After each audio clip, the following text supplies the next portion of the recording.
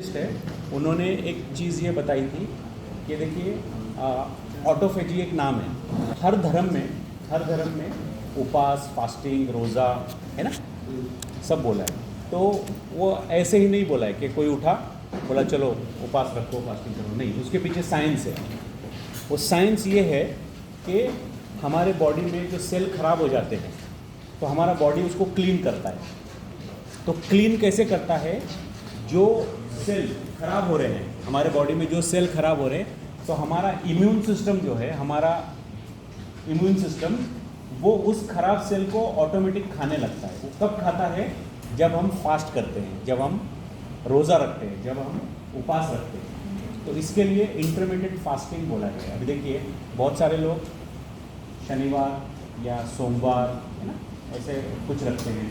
Muslims में आप देखोगे कि एक महीना आता है पूरा, तो वो पूरा रखते हैं। तो 365 दिन साल में होते हैं। उन 365 दिन में से आपको बोला गया है 30 दिन आपने फास्टिंग रखनी है, चाहे आप एक साथ रखो या इंटरमिटेंट रखो, यानी मतलब गैप से रखो। तो वो क्या करता है, वो आपके बॉडी पे रिफ्लेक्स को, आपके बॉडी के इम्यून सिस्टम को ऊपर करता है, और जो सेल खराब हो रहे हैं, जो हमारा बॉडी उसको निकालना चाहता है लेकिन निकाल नहीं पा रहा है, तो वो क्या करता है, बॉडी उस फास्टिंग के टाइम पे वो सेल को खा लेता है और आपका बॉडी नीट क्लीन हो जाता है। तो साइंस, धर्म और उसके बाद में मेडिसिन, तीनों मिले हुए हैं। कोई ये बोल नहीं सकता है कि ये मैं नहीं करूँगा, इससे ये नहीं होता है। नहीं, आप देखो, जैसा गरम मसाले हम कुछ मकसद के, कुछ पर्पस के थ्रू खाते हैं, न्यूट्रिशन खाना भी हम कुछ पर्पस के थ्रू खाते हैं, ऑक्सीजन भी हम कुछ पर्पस के थ्रू लेते हैं, वैसे ही फास्टिंग भी कुछ पर्पस के थ्रू रखते हैं। तो ये उसका ऑटोफेजी का, तो वो साइंटिस्ट ने अभी प्रूव किया कि फास्टिंग से ऐसे ऐसे होता है। लेकिन हम लोग तो पिछले 2000 साल से ह्यूमंस फास्टिंग रखते आ रहे हैं ना, करते आ रही है। लेकिन कुछ चीज़ें बाद में पता चलती है, कुछ चीज़ों को बाद में पता किया जा सकता है, लेकिन उसके पीछे साइंस होता है, बेस होता है। ये अभी पता चल रहा है सबको, और पता चल गया।